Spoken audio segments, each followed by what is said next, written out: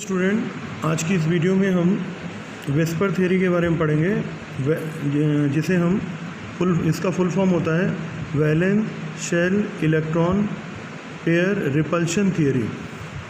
Actually ये theory है क्या, इसको हमने कुछ पॉइंट्स में बांट रखा है। पहला है electron pair always repelling each other and try to remains for a part.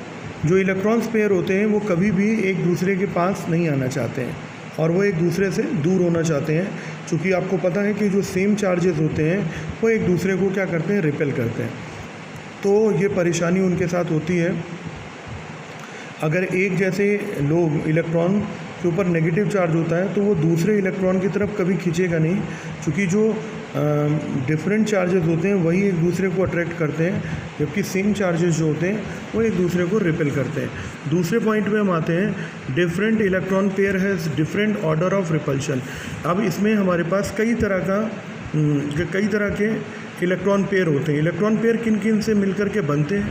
पहला तो बॉन्ड पेयर के अंदर इलेक्ट्रॉन पेयर होते हैं, बॉन्ड पेयर के अंदर होते हैं, लोन पेयर के अंदर भी इलेक्ट्रॉन्स होते हैं, और लोन पेयर बॉन्ड पेयर के बीच में भी इलेक्ट्रॉन्स होते हैं। तो आइए देखते हैं कि इनका ऑर्डर कैसा होता है। सबसे ज़्यादा जो रिपल्शन होता है वो लोन पेयर और लोन पेयर के बीच में होता है।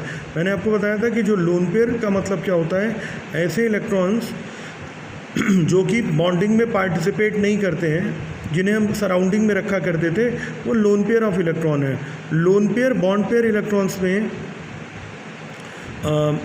जो होता है इससे कम रिपल्शन होता है, और सबसे कम रिपल्शन होता है बॉन्ड पेयर के बीच में। मतलब सबसे ज़्यादा रिपल्शन होगा लोन पेयर और सबसे कम होगा बॉन्ड पेयर में। अगले पॉइंट की तरफ चलें। If the lone pair is zero then the geometry become shape. देखिए, दो चीज़ें हैं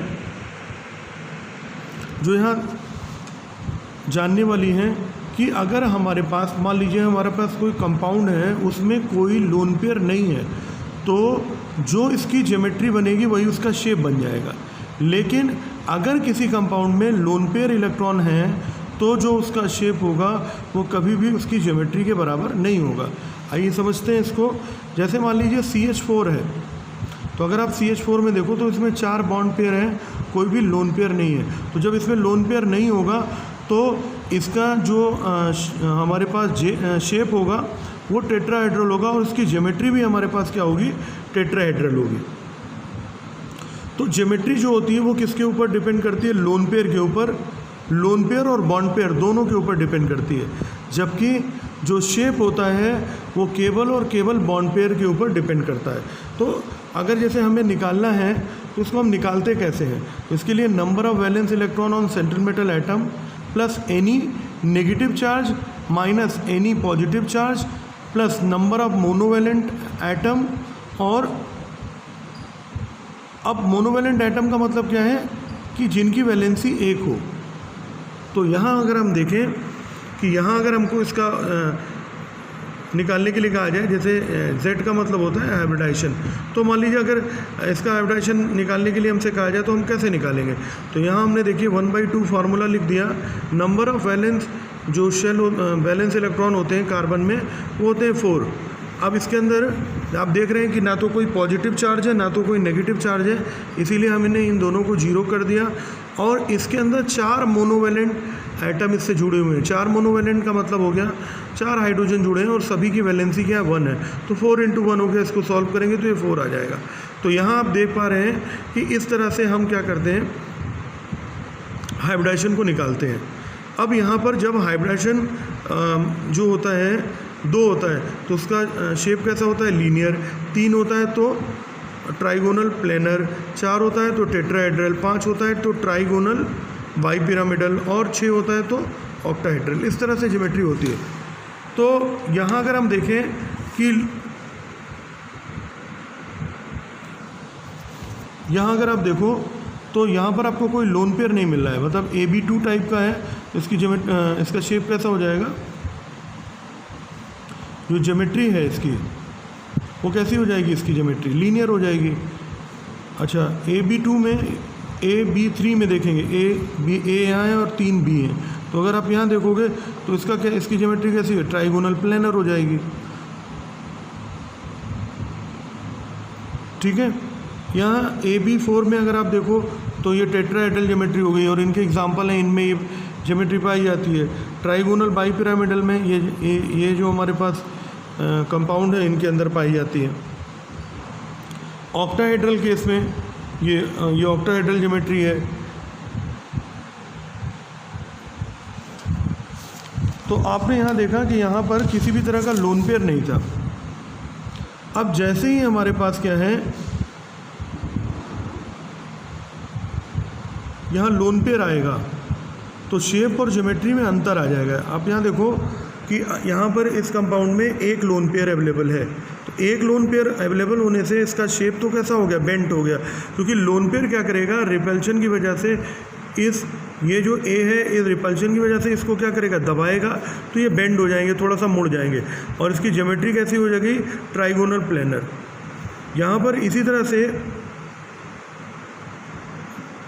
यहाँ पर 2 बॉन्ड पेयर, 1 लोन पेयर था, यहाँ पर 3 बॉन्ड पेयर और अगर 1 लोन पेयर हो जाएगा तो इसकी ज्योमेट्री टेट्राहेड्रल हो जाएगी, और टेट्राहेड्रल ज्योमेट्री होने पर शेप इसका कैसा हो जाएगा, पिरामिडल शेप हो जाएगा, और ये किसके अंदर पाया जाता है, NH3 के अंदर।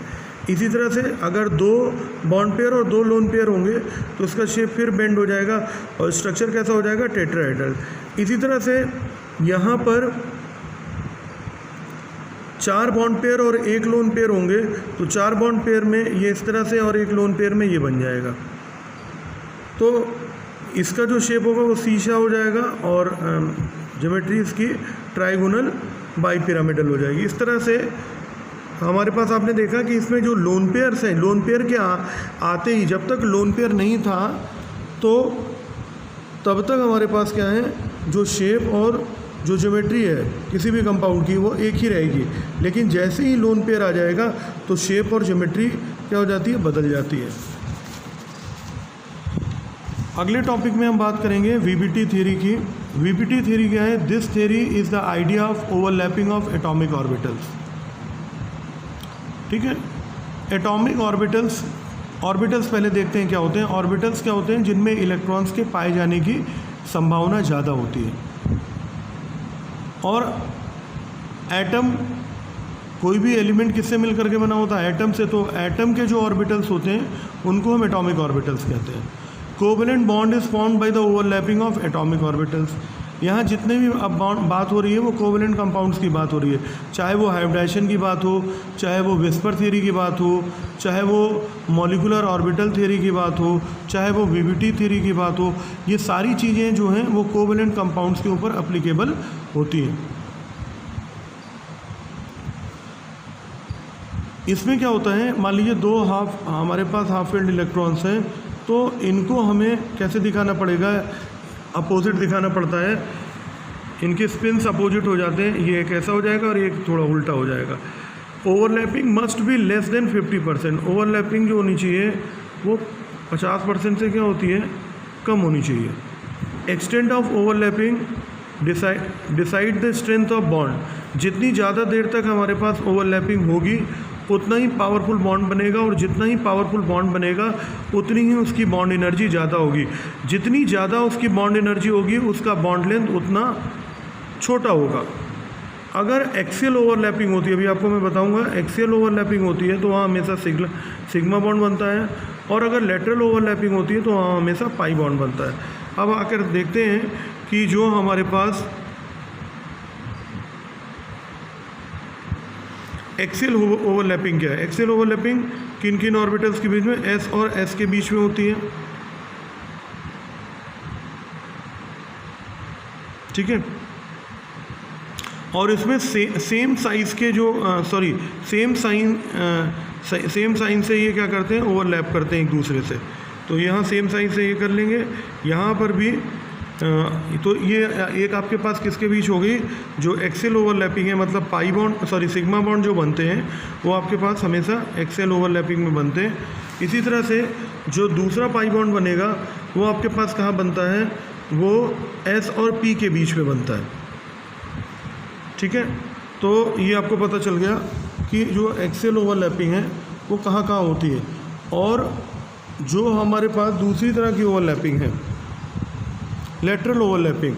लेटरल ओवरलैपिंग में ये हमेशा जो है ये जो इस तरह से होती है, देखिए यहाँ ध्यान से, ये है लेटरल ओवरलैपिंग, ऐसे इस तरह से कुछ ये ओवरलैपिंग हो पाती है।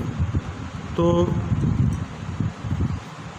आगे की जो वीडियो है उसमें हम हाइब्रिडाइजेशन के बारे में स्टार्ट करेंगे। आज की वीडियो में इतना ही। बहुत बहुत धन्यवाद आप सभी का। Thank you so much.